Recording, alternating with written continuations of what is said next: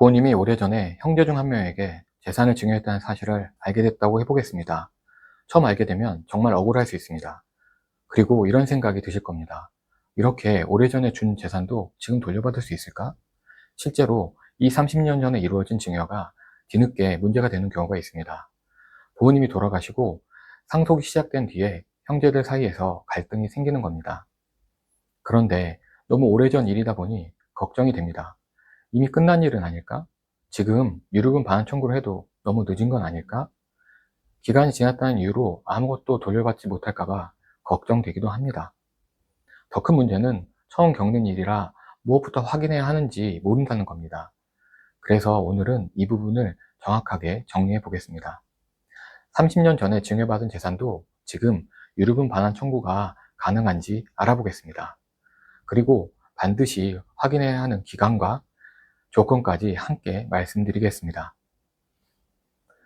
안녕하세요. 위글보 변호사입니다. 먼저 결론부터 말씀드리겠습니다. 20년 전은 물론이고 30년 전에 이루어진 증여라고 해서 무조건 유류분에서 제외되는 것은 아닙니다. 여기에서 많은 분들이 헷갈려 하십니다. 30년이나 지났는데 이미 소멸시효가 끝난 것 아닌가요? 그런데 그렇지 않습니다. 증여가 이루어진 시점과 유류분 청구권의 소멸시효는 서로 구분해서 봐야 합니다. 예를 들어 보겠습니다. 아버지가 30년 전에 큰 아들에게 부동산을 증여했습니다. 그리고 아버지는 최근에 돌아가셨습니다. 이 경우 단순히 증여한 지 30년이 지났다는 이유만으로 유류분 청구가 불가능하다고 볼 수는 없습니다. 반대로 상속인이 아닌 내연녀와 같은 제3자에게 증여했다면 기준이 달라집니다. 이 경우에는 원칙적으로 상속 개시 전 1년간 이루어진 증여가 문제가 됩니다. 다만 당사자들이 유류분 권리자에게 손해를 가할 것을 알고 증여했다면 예외가 있을 수 있습니다. 결국 같은 30년 전 증여라도 결과가 달라질 수 있다는 것입니다. 누가 받았는지에 따라 적용되는 기준부터 달라질 수 있기 때문입니다. 그리고 반드시 확인해야 할 것이 하나 더 있습니다. 바로 유류분 청구권의 기간입니다. 유류분 반환 청구권에는 소멸시효가 있습니다. 상속이 개시된 사실과 반환해야 할 증여 또는 유증 사실을 안 때로부터 1년입니다. 또 상속이 개시된 때부터 10년이 지나도 청구권이 소멸할 수 있습니다. 따라서 증여가 언제 이루어졌는지만 봐서는 안 됩니다.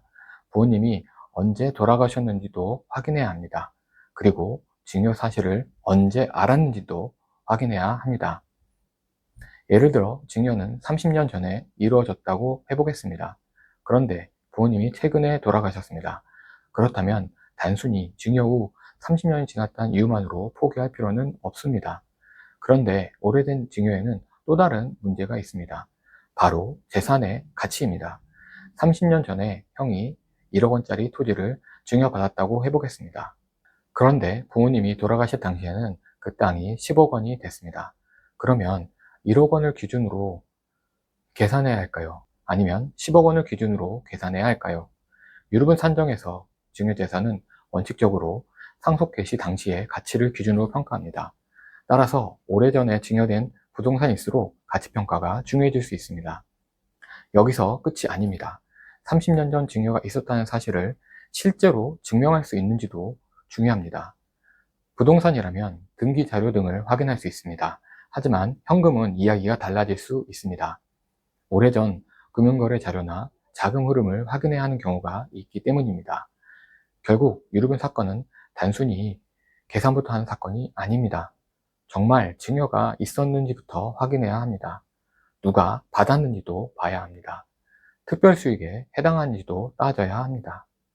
재산의 가치를 얼마로 평가할지도 확인해야 합니다. 증여 사실을 입증할 증거가 있는지도 살펴봐야 합니다. 마지막으로 청구 기간이 지나지 않았는지도 확인해야 합니다. 그러니까 유류분 사건의 핵심은 단순히 내 몫이 얼마인가가 아닙니다. 계산하기 전에 사건의 구조부터 정확하게 분석해야 합니다. 특히 오래전에 증여된 아파트나 토지, 건물이 문제라면 더 그렇습니다. 부동산의 권리관계와 가치평가에 따라 결과가 달라질 수 있기 때문입니다.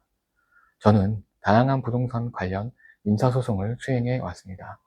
공인중개사 자격도 보유하고 있습니다. 그래서 유류분 사건에서도 법률적인 문제만 따로 보지 않습니다.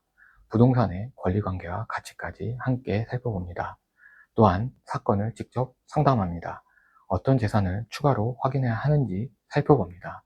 어떤 증거를 확보해야 하는지도 함께 검토합니다. 혹시 형제나 자매가 부모님의 재산을 30년 전에 먼저 증여받았다고 해보겠습니다. 그렇다고 너무 오래됐으니 이제 방법이 없겠지라고 섣불리 결론 내리지 마십시오. 반대로 오래전 증여를 이유로 유류분 반환 청구를 받은 경우도 마찬가지입니다. 증여받았다는 이유만으로 전부 반환해야 하는 것도 아닙니다. 결국 중요한 것은 그 증여를 법적으로 어떻게 평가할 수 있는지입니다. 유류분 소송은 단순히 계산으로 이기는 소송이 아닙니다. 어떤 재산을 찾아내고 어떤 기준을 적용하고 어떤 증거로 입증할 것인지 분석하는 것이 중요한 소송입니다.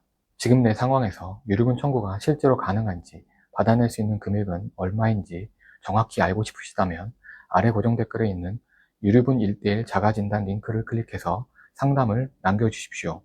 권리관계와 부동산 가치평가까지 제가 직접 사건을 분석해 드리겠습니다. 감사합니다.